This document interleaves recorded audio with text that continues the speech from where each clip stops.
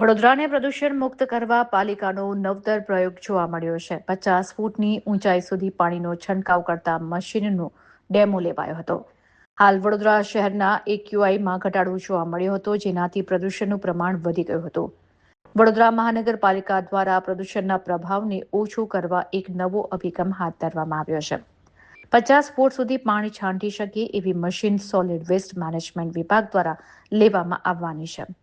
હવામાં રહેલા રજકણોને દૂર કરવા સાથે આ મશીન વૃક્ષો પર પાણીનો છંટકાવ અને રોડ તેમજ ડિવાઈડરની સફાઈમાં પણ ઉપયોગી છે. ત્યારે deputy municipal commissioner VM Rajput તેમજ સોલિડ વેસ્ટ વિભાગના અધિકારી સ્વપ્નિલ શુક્લા સહિતના અધિકારીઓની ઉપસ્થિતિમાં મશીનનું ડેમોન્સ્ટ્રેશન લેવામાં આવ્યું હતું.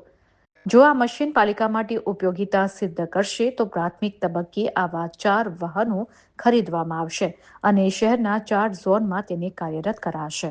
મશીન છે બરોડા કોર્પોરેશન મ્યુનિસિપલ કોર્પોરેશનના ડેમોન્સ્ટ્રેશન માટે આવેલું છે.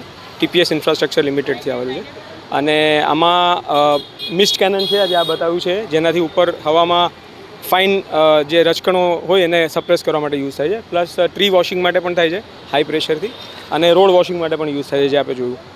મતલબ મલ્ટીપલ બેઝિકલી ફાઇન પાર્ટિકલથી રોડ વોશિંગ અને હવામાં જે રચકણો ઉડતા હોય એને સપ્રેસ કરવાની કોશિશ, જેનાથી જે આપણા પ્રદૂષણના લીધે જે રચકણો શ્વાસોશ્વાસમાં જાય છે અને જે પ્રોબ્લેમ્સ ક્રિએટ થાય છે એને કંટ્રોલ કરવામાં થોડી મદદ મળી શકે. આનાથી કઈ રીતે ફાયદો થશે અને વડોદરા મહાનગરપાલિકાને એ વડોદરા નગરપાલિકા વધારે જણાવી શકશે મેડમ. અમે તો આ ફાઇન પાર્ટિકલ્સનું સપ્રેશન થાય એ ટેકનોલોજી છે આમાં.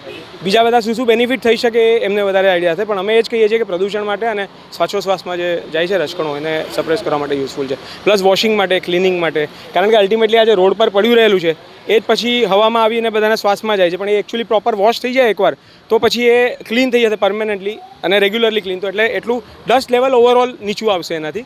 અને જે હવામાં રચકણો છે એની માટે, રોડ માટે તો સ્વીપિંગ મશીનો પણ છે સફાઈ માટે, પણ હવામાં છે એનું શું, એના માટે ખાસ આ યુઝફુલ છે. તો આજે શું કરવામાં સોરી, આજે અહીંયા ડેમોન્સ્ટ્રેશન કરવામાં આવ્યું, કઈ રીતે કરવામાં આવ્યું મેડમ? સમજો નહીં તમે શું ડેમોન્સ્ટ્રેશન જે અહીંયા કરવામાં આવેલું, હા, આ કઈ રીતે કરવામાં આવ્યું? કઈ રીતે એટલે